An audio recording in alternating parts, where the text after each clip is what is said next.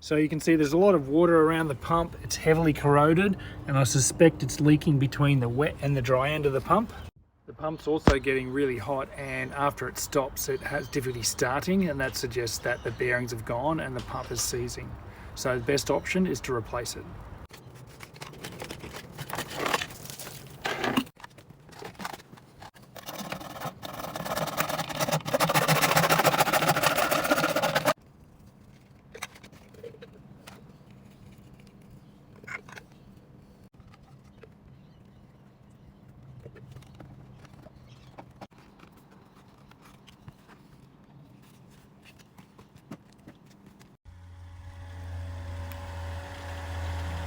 More hints and tips on looking after your pool or pool equipment issues, check out our YouTube channel.